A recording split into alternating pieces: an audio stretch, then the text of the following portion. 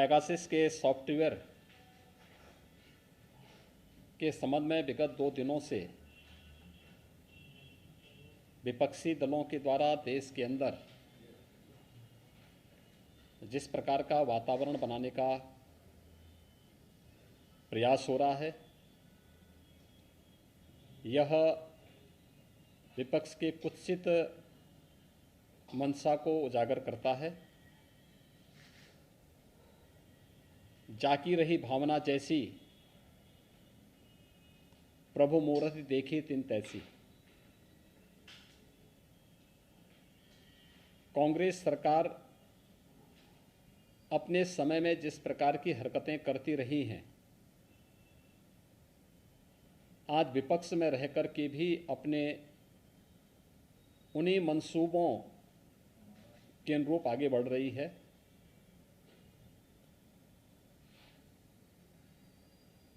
Corona कालखंड के दौरान देश के अंदर जिस प्रकार का दूषित वातावरण पैदा करने का प्रयास विपक्ष ने किया और एक नकारात्मक राजनीति की, लोगों को संबल देने की बजाय जिस तरीके की अराजकता का वातावरण पैदा करने का कुत्सित प्रयास कांग्रेस और विपक्षी दलों के नेताओं ने सेकेंड वेव के दौरान किया था, दुर्भाग्य से जब एक साहसिक निर्णय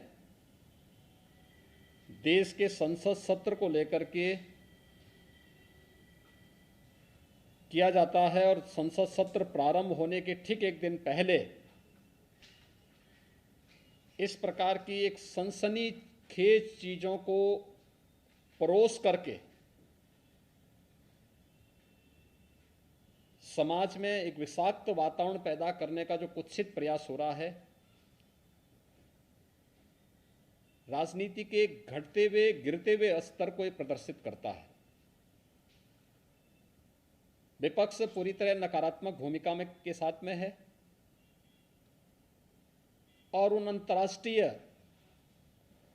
साजिशों का शिकार जाने अनजाने में हो रहा है, जो अंतर्राष्ट्रीय साजिश किसी न किसी रूप में भारत को अस्थिर करना चाहते हैं, भारत को किसी न किसी रूप में अस्त व्यस्त करना चाहते हैं। ये कोई पहली घटना नहीं है। याद करिए,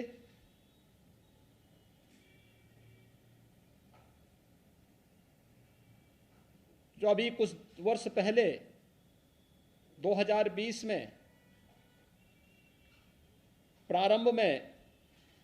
अमेरिका के राष्ट्रपति की भारत विजिट के दौरान उनके दिल्ली पहुंचने के साथ ही दिल्ली के अंदर हुआ भीषण दंगा क्या एक साजिश का हिस्सा नहीं था? तमाम विपक्षी दलों के लोगों की संलिप्तता उस दंगे के साथ जोड़ करके नहीं देखी गई थी।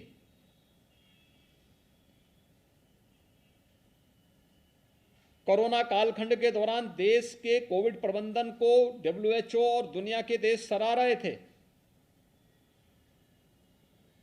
लेकिन भारत के अंदर विपक्ष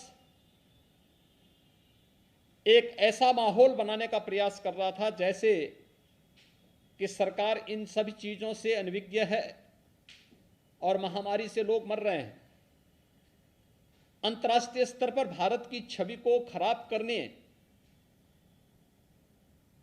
भारत को अस्थिर करने के लिए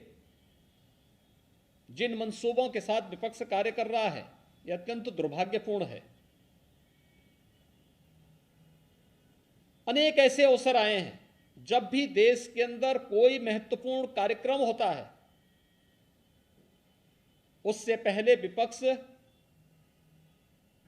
किसी न किसी साजिश का शिकार होकर के देश के खिलाफ या दुनिया के अंदर भारत के खिलाफ माहौल बनाने के लिए किसी न किसी षड्यंत्र का पार्ट बन जाता है। संसद का यह सत्र अत्यंत महत्वपूर्ण सत्र था और मुझे तो आश्चर्य होता है, यह परिपाटी रही है संसद सत्र में, क्योंकि लगभग 19-20 वर्षों तक संसद के अंदर कार्य करने के लिए का मुझे अवसर प्राप्त हुआ था। भारत के लोकतंत्र की सबसे महत्वपूर्ण प्रहरी और सबसे महत्वपूर्ण स्तंभ देश का संसद है। एक आम नागरिक की आवाज को उस मंच के माध्यम से हम देश के सामने रखते हैं और संसद की परिपाटी रही है कि मंत्रिमंडल के गठन पुनर्गठन के साथ माननीय प्रधानमंत्री के द्वारा नए मंत्रियों का परिचय संसद से कराया जाता है, संसद सदस्यों से कराया जाता है। आपने देखा होगा मंत्रिमंडल के परिचय के कार्यक्रम में ग्रामीण पृष्ठभूमि से जुड़े हुए अनुसूचित जाति, जनजाति, पिछड़ी जाति और उन तबकों से जुड़े हुए मंत्री काफी बड़े पैमाने पर बने हैं, जिन्होंने देश की आजादी के बाद कभी भी नेतृत्व नहीं देखा था। आज जब उस तबके को नेतृत्व दिया गया, उन्हें आगे बढ़ने के लिए एक अवसर प्रधानमंत्री जी ने दिया और उन सभी माननीय मंत्रियों के परिचय संसद सत्र प्रारंभ होने के साथ ही संसद के अंदर होता। विपक्ष कोई रास नहीं आया। संसद एक मंच होता है अपनी बात को रखने का, लेकिन शोरगुल का शिकार हम संसद को बना लें, ये लोकतंत्र का गला घोंटने जैसा है। ये लोकतंत्र के साथ खिलवाड़ है और ये लगातार विपक्ष कर रहा है। आपने देखा होगा किसान आंदोलन के नाम पर किस तरीके से देश के खिलाफ साजिशें रची जाती हैं, कैसे किसान को समुदाय में मत और मजहब के साथ जोड़ करके देख करके उनके माध्यम से भड़काऊ और देश विरोधी कृत्यों को आगे बढ़ाने की छूट दी जाती है। विपक्ष उनके साथ खड़ा होता हुआ दिखाई देता है। ये नकारात्मक राजनीति से न देश का कल्याण होने वाला है और न विपक्ष का ही और न जनता जनार्दन का ही।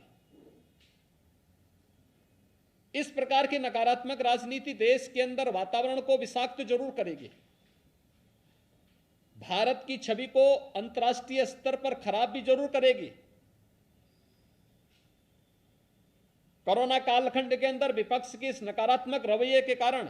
भारत की छवि पहले काफी आहत हुई, लेकिन अपनी नकारात्मकता से विपक्ष आज भी बाज नहीं आ रहा है। तथ्यहीन झूठे आरोप लगा लगा करके देश के एक यशस्वी नेतृत्व को बदनाम करना, भारत की छवि को, अपने देश की छवि को लगातार निरंतर धूमिल करना, ये विपक्ष के एजेंडे का हिस्सा बन चुका है। उनकी कुत्सित मंशाएं कभी पूरी नहीं होंगी। जनता जनार्दन समय आने पर उन्हें फिर से जवाब देगा, वैसे ही जवाब देगा जैसे 2019 के लोकसभा चुनाव के ठीक पहले राष्ट्रीय सुरक्षा से जुड़े हुए अहम मुद्दों पर,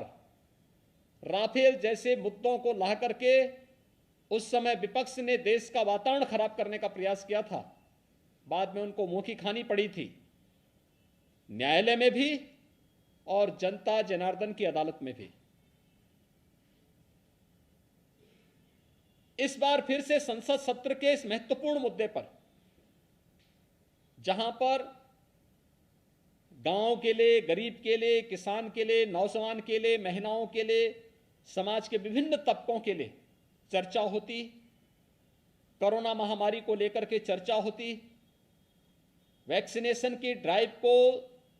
कैसे हम समयबद्ध ढंग से आगे बढ़ा करके देश के अंदर पूरा करें, इसको लेकर के इस सदी की इस महामारी से निपटने में सामूहिकता का क्या प्रभाव हो सकता है, इन सब मुद्दों पर जहां एक सार्थक चर्चा का मंच संसद होता, चर्चा का मंच न बना करके शोरगुल और केवल आरोप प्रत्यारोप के साथ ही तथ्यहीन और झूठे आरोप, मनगढ़ंत आरोप लगा करके देश की छवि को भी धूमिल करने का जो कुत्सित प्रयास हो रहा है, ये कभी मंशाएं विपक्ष की पूरी नहीं होंगी। इस प्रकार के मनगढ़ंत और तथ्यहीन आरोपों को एक सिरे से खारिज किया जाना चाहिए। देश की जनता मांग कर रही है कि विपक्ष कोरोना कालखंड में जो एक विषाक्त वातावरण विपक्ष ने बनाया था देश के अंदर, दुनिया के अंदर देश की छवि को खराब करने का कुत्सित कार्य किया था, उसको लेकर के भी और संसद सत्र की कार्रवाई को निर्बाध और निर्विघ्न संपन्न करवाने में योगदान देने की बजाय अपनी इस नकारात्मकता के कारण जनपक्ष से जुड़े हुए, जनता से जुड़े हुए ज्वलंत मुद्दों को संसद में न उठने देना, ये आम नागरिक के जीवन के साथ खिलवाड़ है। विपक्ष को इस बात के लिए जनता जनार्दन से और देश से माफी मांगनी चाहिए। अंतर्राष्ट्रीय स्तर पर साजिश है या सिर्फ विपक्ष के साथ? देखिए, ये एक बहुत बड़ी साजिश का हिस्सा है कि भारत के संसद सत्र के ठीक पहले, जिस संसद सत्र में